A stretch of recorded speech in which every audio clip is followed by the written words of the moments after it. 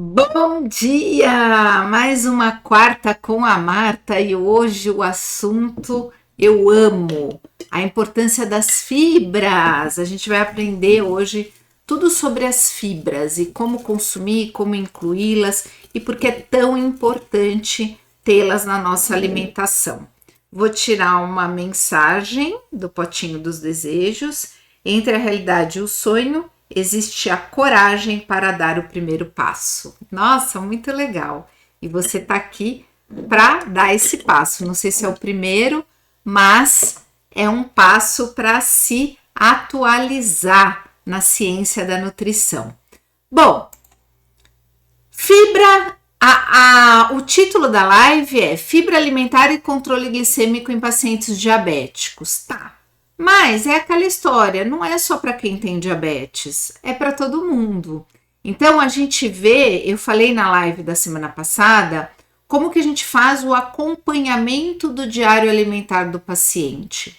E fazendo esse acompanhamento do diário alimentar do paciente, onde a gente acompanha com todo o detalhamento, por exemplo, eu tô nesse diário essa semana. Então, eu estou fazendo o diário glicêmico, que eu falei na semana passada, junto com o diário alimentar, para personalizar as minhas orientações e a minha dietoterapia para essa fase de vida que eu estou vivendo, que é a transição para a menopausa.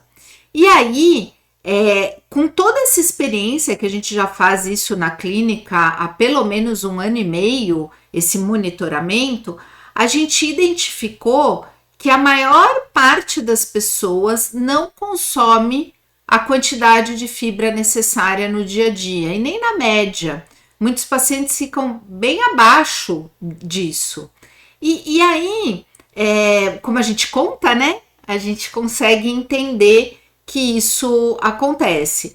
Mas vamos pensar nas causas. Por que a gente não está consumindo o adequado de fibra? As principais causas a bendita vida moderna e a falta de informação e foco na real importância.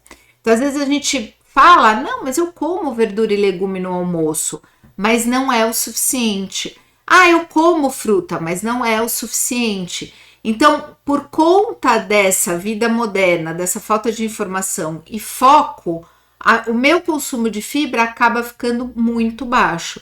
Você imagina, então, em pacientes que tomam medicação para controle de apetite, por exemplo. Isso fica mais abaixo ainda, tá? E você sabia que fibra é um carboidrato? Pois é, quando eu me formei há 28 anos atrás, esse ano eu faço 28 anos de formada, a gente falava muito em carboidrato simples e complexo. Hoje, a gente já sabe, com a evolução da ciência, que a gente tem que dividir os carboidratos em várias classes, né? Mas em 4 principais que são agrupados: os líquidos, os polióis e os FODMAPs. Na verdade, o quarto é a fibra, né? Eu falei 3 e o quarto é a fibra. Os líquidos, o que eles são? São os carboidratos digeridos, metabolizados, absorvidos e metabolizados. Então, aquele carboidrato que 100% dele vai contribuir para a elevação da glicose. Os polióis são aqueles que a gente vê muito em rótulo de alimento, né? Principalmente alimentos funcionais ou diet, enfim, onde a gente tem aqueles xilitol, eritritol, sorbitol, a gente tem os polióis nesses produtos. E às vezes a gente usa até em receita e tudo mais. Dependendo do poliol, da quantidade consumida, né, porque nada em excesso, e do tipo de poliol, ele até pode ser um substrato para microbiota intestinal. Até pode ser, mas lembrando, não no excesso, nem nada disso. Aí a gente tem os FODMAPs, isso é o que está pegando. Muitas pessoas com questões gastrointestinais importantes, tendo que restringir o consumo de FODMAP. Isso vale uma live, porque, gente, isso está virando um problema também. Porque as pessoas tiram por conta própria, ou vai no profissional, o profissional tira. E o mais importante da dieta low FODMAP não é nem a retirada é super importante, mas é a reintrodução, para a gente entender qual é a classe de carboidrato que você tem intolerância, que você tem dificuldade. E ao retirar, o profissional nutricionista, ele vai estar fazendo a recuperação do teu gastrointestinal, para que, na verdade, por exemplo, na clínica, muitas vezes quando a gente faz a reintrodução, a maior parte é tolerada, porque enquanto foi retirado, a gente criou um terreno de não agressão àquele gastrointestinal, onde eu consegui recuperar mais rápido, e quando eu vou introduzir, o paciente vai tolerar muito mais, aí sobra um ou outro, tá? Mas o que são os FODMAPs? São classes de carboidrato de cadeia curta, que quando ingeridos e mal absorvidos, porque a pessoa não consegue por um motivo ou outro, podem resultar em sintomas como muita dor abdominal, diarreia, distensão, gases, constipação. São os principais sinais e sintomas, tá?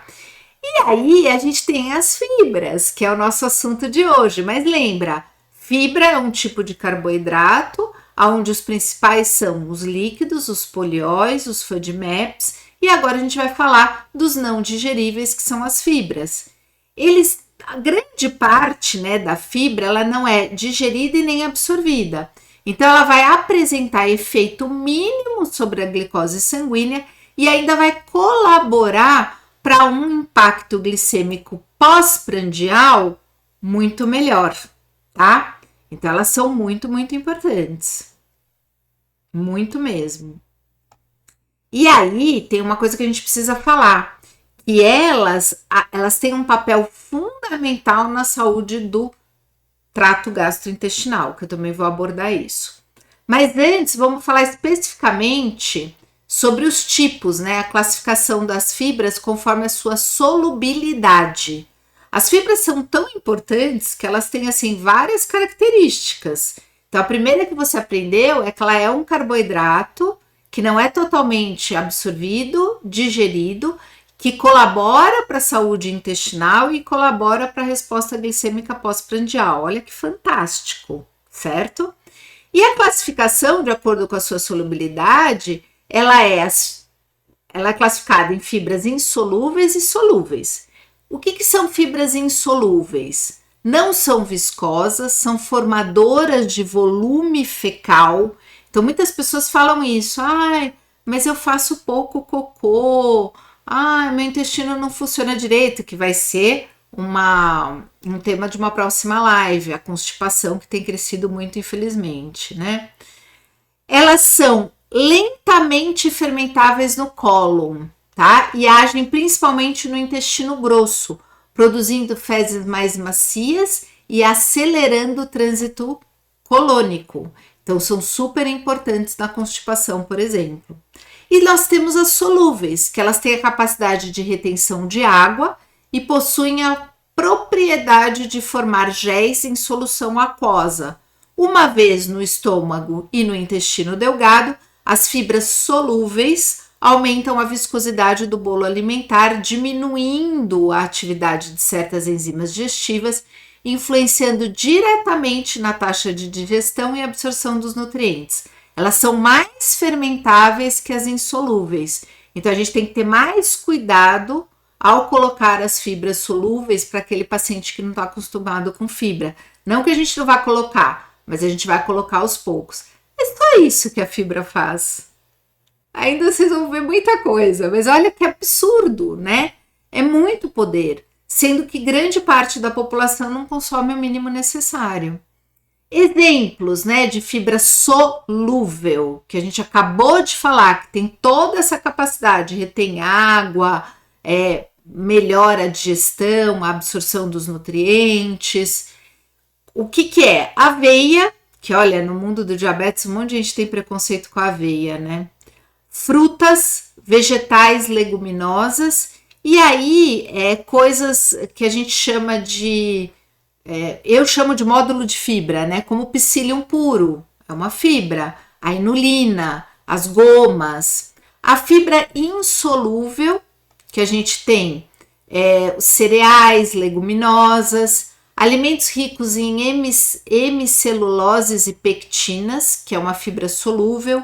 Então, frutas e vegetais são mais fermentáveis que os alimentos ricos em celulose, fibra insolúvel como cereais. E aí a gente tem que pensar o seguinte, essa fermentação da fibra, quando ela é feita de forma adequada, né, quando eu tô com o meu trato gastrointestinal saudável, ela produz ácido graxo de cadeia curta, que é um metabólito que é anti-inflamatório, então ele produz saúde para o nosso sistema. E aí a gente vai falar de outro grande poder da fibra, que é o poder prebiótico. Eu já fiz uma live sobre a microbiota intestinal, uma não, várias, mas eu fiz uma recente, onde eu falo muito desse meio de cultura intestinal, que a gente tem que modular, né, manejar, melhorar esse meio de cultura intestinal, e o poder de fazer isso vai muito dos alimentos prebióticos, e a fibra ela é. Toda fibra é prebiótica? Não, tá? Nem toda fibra é prebiótica. Um prebiótico é um tipo de fibra, pode ser um tipo de fibra, mas nem toda fibra ela é prebiótica, tá? Ela vai ser classificada como um prebiótico quando ela passa pelo trato gastrointestinal sem ser digerida e estimula o crescimento e ou a atividade de certas bactérias boas no intestino grosso, tá?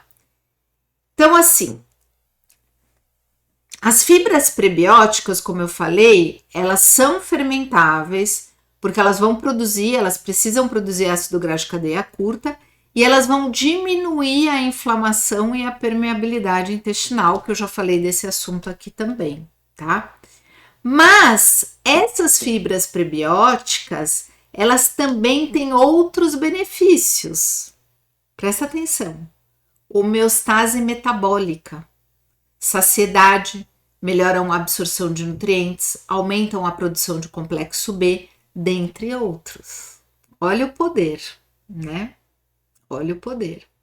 E aí, falando dos prebióticos, então pensando que muitas fibras são prebióticas, nem toda fibra é prebiótica, mas muitas fibras são prebióticas, a gente precisa entender o benefício para a saúde com a ingestão dos prebióticos, porque tá todo mundo tomando probióticos sem se preocupar com os prebióticos. E aí tá construindo doença e não saúde, tá? Isso é sério. Então, a gente precisa entender que o benefício de uma dieta rica em prebióticos, quais são os principais? Melhor absorção de minerais, possível proteção contra câncer de cólon, melhora nos perfis de glicose e insulina no sangue, proteção contra infecções intestinais, alteração no progresso de algumas condições inflamatórias e modulação da microbiota intestinal, tá?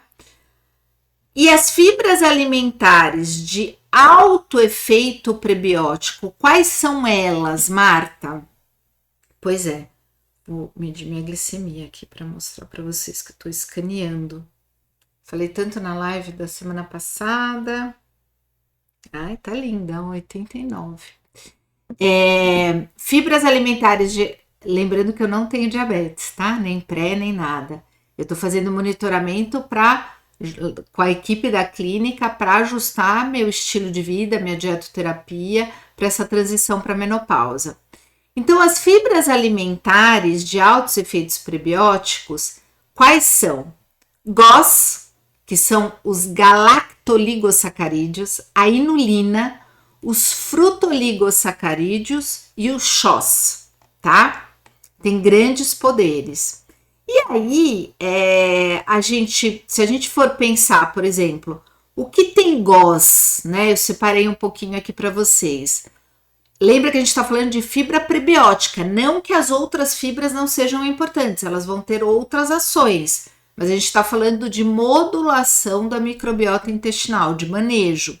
O que tem GOS? Leite, iogurte, alcachofra, lentilha, tofu, caju, pistache, feijão vermelho comum, grão de bico, feijão cozido, ervilha partida. Aí, vamos ver o que tem FOS. O que tem FOS?